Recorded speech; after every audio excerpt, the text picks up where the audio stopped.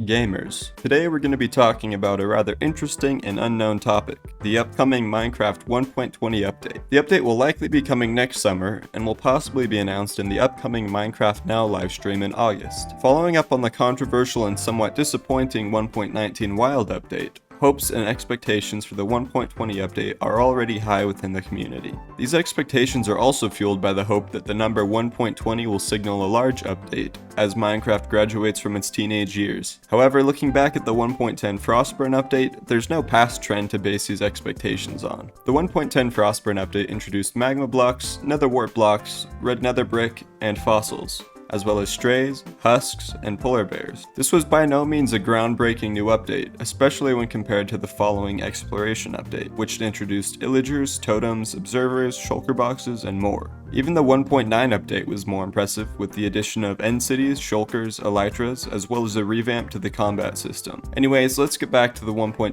update, and more specifically, what I would like to see introduced in it. First on the list are the fireflies that were removed from the 1.19 Wild update. I addressed this topic more in depth in my video on the 1.19 controversy, so if you'd like to hear more about it, feel free to go check out that video after this one. I would also like to see the Birch forest update included, but I don't think that's very likely. However, I definitely think we could see improvements to some other biomes in the update. Looking back at the Minecon 2019 biome vote, both the swamp and mountain biomes have seen recent updates, which could hint that the Badlands will be overhauled in an upcoming update. The biome was set to be improved with the addition of tumbleweaves, vultures, and flowery cactuses, as well as some other potential features that could be added. I happen to live in the western United States, which is actually the area that inspired the Badlands and Mesa biomes. These areas are typically very rich in certain gemstones, specifically topaz and quartz geodes. While amethyst geodes and quartz already exist within Minecraft, I think it would be cool to see another precious gemstone like topaz added into the game. That being said, I think amethyst is still kind of underwhelming with its very limited applications within the game, so maybe adding another gemstone wouldn't be very beneficial if the devs couldn't think of a real use for them. Maybe topaz could be used to trade with villagers who had mastered their emerald trades to buy even more valuable items, like netherite, nether stars, or elytras. Obviously this would need some tweaking and balancing, but I think it could work. I would also like to see more improvements to the end dimension. After seeing the incredible improvements in the 1.16 Nether update, I can only imagine what they could do in the end. There are already some great mods that enhance the end, and maybe the devs could take some inspiration from what those in the community have already created. Speaking of different dimensions, when's the Aether update? Also, what's up with that giant portal in the ancient city that's not a portal? I would also like to see some changes made to the combat system in the next update. While I really do like the addition of netherite gear, a fully enchanted suit of netherite armor almost makes the game too easy, while also making PvP way too hard. Now, I don't mean that it makes PvP hard in terms of challenging and technical gameplay, but it's just hard because of how long it takes to actually deal a significant amount of damage. Now, there are ways to get around this with potions and whatnot, but there are also ways to negate that with more potions as well as even more OP items like god apples. A full suit of netherite armor also makes the in-game enemies almost insignificant, with the notable exception of the warden. While I would appreciate a full overhaul of the combat system, I think we at least need a balance patch to even out some of the late game items. Another way to remedy this solution would be to add more late game enemies like the warden. These mobs could either be entirely new entities, which would be sick, or simply buffed versions of the regular mobs that were triggered by some significant in-game event, like killing the ender dragon. This would allow casual players to avoid these tougher enemies, while allowing more hardcore players to stay engaged in the core gameplay experience even into the late game. Now for a wish that's a bit more personal. I hate exploring the nether more than anything else in the game. Like, I would rather deal with the villager AI for 2 hours than search for a fortress, even if it only took me 10 minutes to find one. I would really appreciate an item that helped to locate the fortress, and honestly implementing an item to help locate ancient cities would be incredibly helpful as well. There are already mechanics in-game that help locate woodland mansions and ocean monuments by trading for or finding maps. Why not add maps that lead to fortresses, bastions, and ancient cities? And what about a map to an end city so you don't have to wander in the empty void for hours on end searching for a single boat? I'd also like to see the addition of several new building blocks and color palettes, as well as potentially another new type of wood. I think the 1.19 update did a great job of introducing new colors and designs for builders to utilize, and I think that continuing to emphasize this side of the game in future updates will only serve to make Minecraft all the more immersive.